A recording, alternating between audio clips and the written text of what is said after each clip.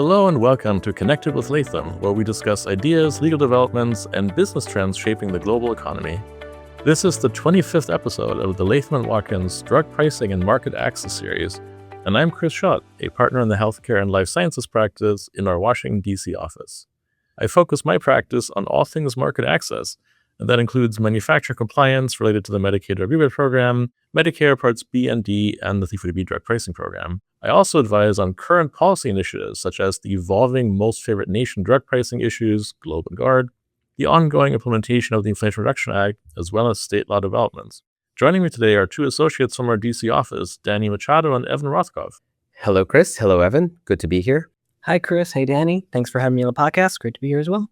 Thanks, Danny and Evan, for joining the podcast today.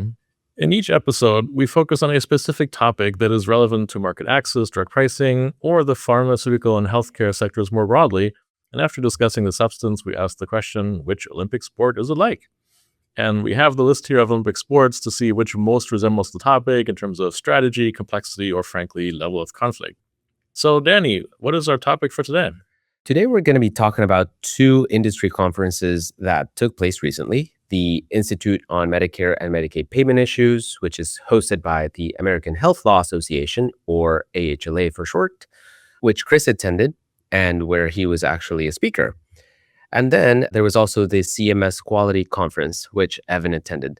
So today we thought it would make sense to share with you, our listeners, some information and takeaways from these two very important conferences. Thanks, Danny, for kicking off the conversation. And maybe I'll start with the AHLA conference, which took place in Baltimore. The audience was mostly providers and some manufacturers sprinkled in as well. But there were also a few consultants, and they were interesting because many of them were former government employees as well. And so these consultants kind of bridged the gap between these two stakeholders. So definitely an interesting place there with an interesting audience.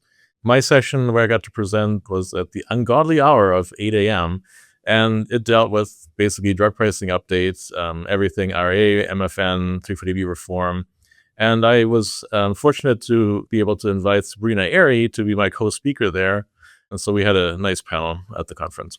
And Chris, Sabrina was actually your co-presenter at the AHLA conference. She was also a guest on our last podcast. Yeah, Danny, that's right. So if you're interested in hearing some of her valuable insights and the unique perspective that she brings, check out the podcast episode that we published on February 3rd.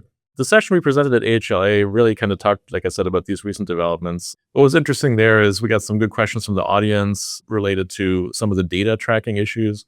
So Inflation Reduction Act, the rebates, where manufacturers have now finally received invoices for the past couple of years. All these rebates are supposed to avoid duplications, such as the 340B. And for all of these, there's this issue that's been dogging this program since its inception in 1992. How do we track duplication, right? First with the Medicaid rebate, now with these IRA rebates. Going forward, if we have Globe and Guard MFN rebates that are due, how can all that stuff be tracked? And so there were quite a few questions about that. So we talked a little bit about the data aspect. And then, of course, 340B reform, as always, a hot topic. Since then, we've gotten the president's budget, where he again calls for the Office of Pharmacy Affairs to be transitioned from HRSA, the Health Resources Service Administration, over to CMS. So that would effectively transition 340B oversight from HRSA and OPA into CMS. So quite a bit of conversation around those topics. All important and very timely issues. And Chris, separate from what you and Sabrina spoke about, what were other topics that came up at the AHLA conference?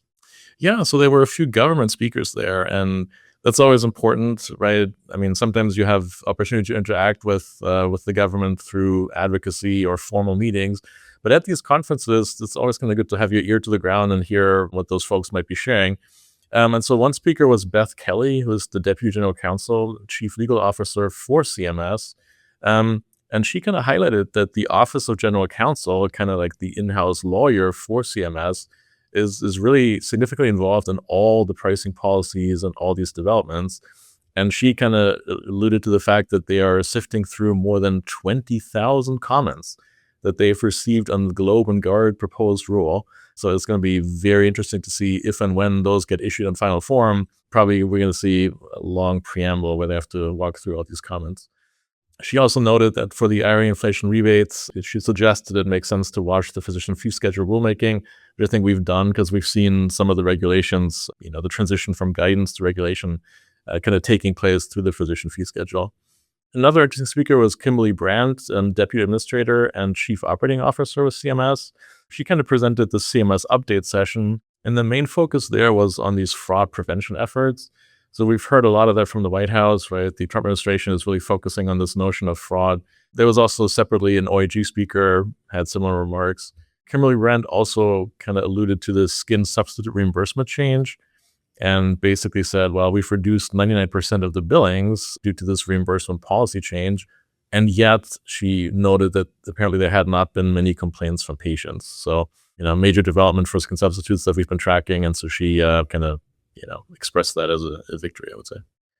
I am held up on the 20,000 comments that you mentioned for Globe and Guard, Chris. That is a lot of comments, but these are certainly two incredible and consequential proposed rules. So it'll be interesting to see how many of these comments CMS will address in any final rule. Evan, I wonder if we can turn to you, speaking of CMS, and I'd like to learn a little bit more about the CMS Quality Conference that you attended. If you could tell us a little bit about this conference, what it is, what it's all about. Yeah, absolutely. I'd be happy to. The CMS Quality Conference, it's an annual multi-day conference which CMS puts on, and there's representatives from all organs of CMS that get together and discuss developments and goals agency-wide relating to increasing quality of patient care, controlling healthcare-related costs.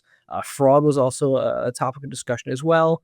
And there's a general emphasis on the interactions between the various CMS centers and the interconnected impacts that their respective initiatives have.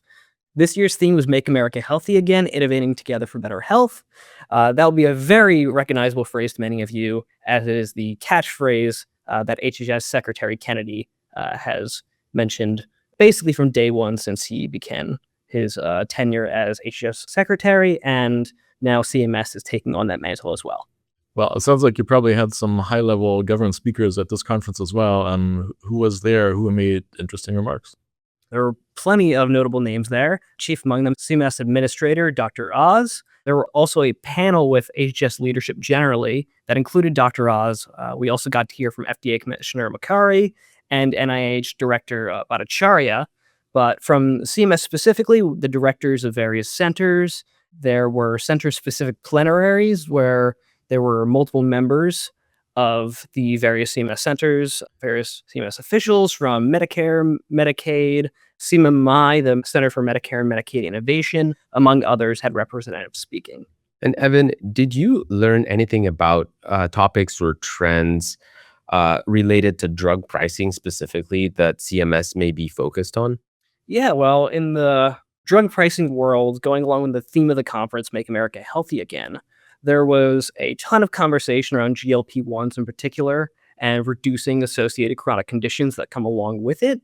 GLP-1s these days, they're absolutely everywhere in our society, social media, TV advertising, and here for this conference, CMS leadership. You really can't escape GLP-1s from being a conversation topic. They've more or less entered our pop culture these days, even if you have nothing to do with drugs, drug pricing, or the healthcare space. But right now, for the CMS Quality Conference, much of what was mentioned was this emphasis on decreasing costs to acquire GLP-1s. One thing that was mentioned was the voluntary balance program from the CMMI that will cap out-of-pocket costs for GLP-1s at $50 per month for certain eligible Part D beneficiaries. That's slated to start on January 1st of next year in 2027. But in the meantime, between now and 2027, we're going to have a piloted program from CMMI through this short-term bridge model that begins starting this July. Now, bridge doesn't actually stand for anything. It's not an acronym. It's merely meant to be quite literally a bridge between now and when Balance will begin to institute the Part D GLP-1 initiative. My guess is we still have to all caps bridge, though, just to keep with the format that I use. Of course. Okay, so it sounds like payment models are a key focus right now. Certainly, we're all focused on Globe and Guard, which would implement most favored nation pricing in the U.S. Was there a discussion of most favored nation of the pricing policy at the conference? Yeah, well, Globe, Guard, and then for Medicaid Generous were sort of an afterthought during the conference. They were only mentioned in this offhand manner, with the main focus being on chronic conditions and GLP-1s. They were mentioned as a general overview of initiatives meant to lower prescription drug costs. But more generally, CMS speakers made clear that the agency will be investing heavily in the future to help support established infrastructure to bring about the implementation of these various payment models, including Balance that we just mentioned, and then Globe, Guard, and Generous as well, and any future ones to come. Yeah, the word payment model makes me think it would probably be helpful, Chris, if you could spend a couple seconds recapping quickly what is a payment model for those of our listeners who may not be familiar with them. Yeah, happy to kind of talk a little bit about this. So the Affordable Care Act back in 2010, which seems so long ago, implemented this waiver authority and created CMMI, the Centers for Medicare Medicaid Innovation. And under this authority, essentially CMMI and CMS can waive or kind of put on pause certain provisions that discuss how Medicaid or Medicare pay for drugs, essentially. And the point is, we're paying for drugs a certain way. There's a certain way of how things are done, how things are reimbursed. Maybe there are novel or innovative ways that we could reimburse or pay for pharmaceuticals, and we need to kind of test those out. So what CMMI can do is they can look at, well, there's a 5-step process for how to do this. Let's suspend step number 3 and do something a little different, right? That's essentially the purpose of this waiver. And that would create a payment model where there's a specific new approach to how to reimburse or how to pay. The model would have a limited time period. During that time, data will be collected and read out at the end to see whether this new approach is actually better or worse than what is the ordinary course. And the way this is supposed to work ideally is CMMI reports out after each payment model, and then CMS and then Congress, right, would go and change how things are done on a permanent basis based on the data and the learnings from this payment model. And because of this waiver authority, clearly the executive is focused on this, right, because it allows changes to be made through CMS without congressional activity, at least for a certain period of time. And that's why all these kind of novel initiatives, particularly Globe and Guard, also Generous, but Generous is voluntary, but Globe and Guard are intended to be mandatory payment models under which manufacturers have to participate to impose quite a different way to reimburse, or at least to impose this most favored nation pricing. But underlying all these payment models is this notion of CMMI testing innovative new ways to reimburse, all kind of going back to the Affordable Care Act in 2010. Thanks, Chris. It's really helpful to always have that background. I myself get myself caught up with the notion of payment models, and it is very helpful to hear it no matter how many times I'm exposed to it. And speaking of CMMI and the payment models, we actually got to hear from Abe Sutton, the director of CMMI at the conference. He revealed to us that the Innovation Center is currently on track to double the size of its team working on drugs. As part of this discussion, CMMI leadership emphasized the need to provide incentives to manufacturers in order to encourage continued pharmaceutical development. So we see this push and pull trying to reduce drug costs, but at the same time, CMMI is being mindful that there needs to be some incentive for manufacturers to continue innovating in this space. So that was very interesting to hear in terms of the payment model landscape and how CMMI has a future outlook on these programs. Yeah, Evan, it certainly makes sense, as you say, that CMMI will have to grow if Globe and Guard are finalized, as there will be a lot of issues to work through. So as we come to the end of this podcast episode, it seems the main takeaway from both of these conferences is that the government is not about to slow down with its new drug pricing initiatives. Stakeholders in the market access space, pharmaceutical manufacturers in particular, will have to remain on their toes.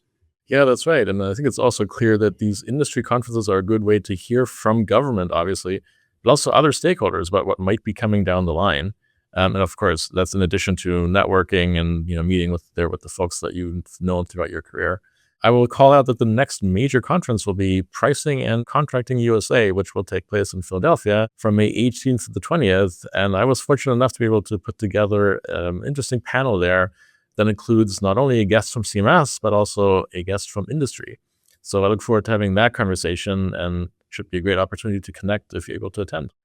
Well, with that, why don't we go to the question which we posed at the very beginning?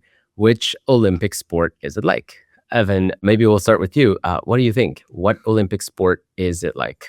Well, the Olympic sport that I have picked out has not been an Olympic sport yet. It is slated to have its first Olympic year coming in 2028 in Los Angeles, and that is both baseball and softball will be coming to the Olympics. And I'm choosing these sports because with the CMS Quality Conference, you had all these various different centers that do very different things, but they're still part of this larger team at CMS. And going just to the payment models themselves, all the payment models address their own typical specific niche. And so that, to me, looks like a baseball or softball team where you have all these players at very different positions that don't step on each other's toes, but they still call themselves the member of the same organization. So to me, this is looking like baseball or softball. Not to mention that you're a big baseball fan yourself, so it doesn't hurt, right? I myself, I'm going to go with hockey, and not just because everyone's talking about heated rivalry these days, but also because of Evan's comment that the CMMI team is doubling in size. If this all materializes, I think we're going to be in a very fast-paced environment, and CMS is going to take shots. Things will probably get heated as manufacturers face new realities of the MFN pricing world. So that's me. Chris, over to you. Which Olympic sport have you selected? Yeah, I'm in need of harmony and less sprawling and brutality, so I went with the relay, the 4x400 meter relay. Here, it looks to me like getting to the finish line. If you're an organization in the space focused on drug pricing, market access, you will have to have a team effort in place. Each member that runs the relay has to excel at their leg of the race, right, and understand how that all fits into the bigger picture. But then all have to work together ultimately. While they're all individually champions, they have to form this team to come get to the finish line all at once, kind of all in one group. And I think that's what we're seeing here at these conferences and otherwise. The issues in the drug pricing space, not only are they individually somewhat complex, but the volume is just ever increasing.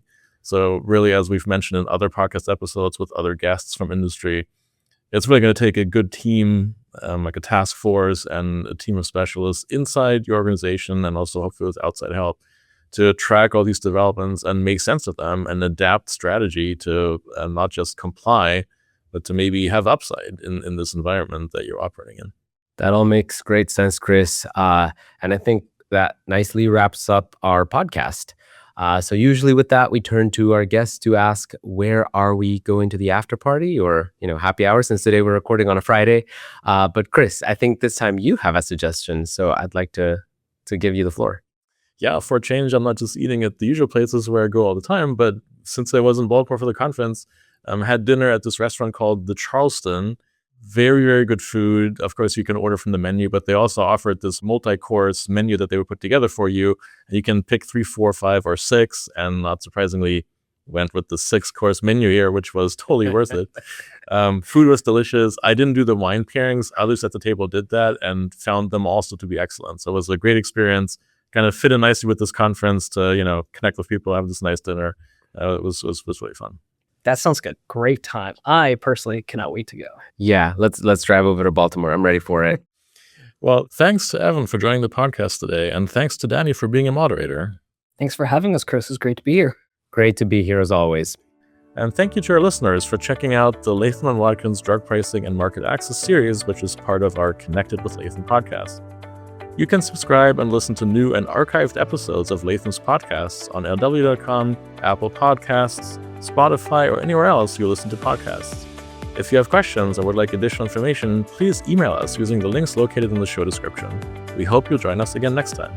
This podcast is provided as a service of Latham & Watkins LLP. Listening to this podcast does not create an attorney-client relationship between you and Latham & Watkins LLP, and you should not send confidential information to Latham & Watkins LLP. While we make every effort to assure that the content of this podcast is accurate, comprehensive, and current, we do not warrant or guarantee any of those things. and you may not rely on this podcast as a substitute for legal research and/or consulting a qualified attorney. Listening to this podcast is not a substitute for engaging a lawyer to advise you on your individual needs. Should you require legal advice on the issues covered in this podcast, please consult a qualified attorney. Under New York's Code of Professional Responsibility, portions of this communication contain attorney advertising. Prior results do not guarantee a similar outcome. Results depend upon a variety of factors unique to each representation. Please direct all inquiries regarding the conduct of Latham & Watkins attorneys under the New York's disciplinary rules to Latham & Watkins, LLP, 1271 Avenue of the Americas, New York, New York, 10020. Phone number 1-212-906-1200.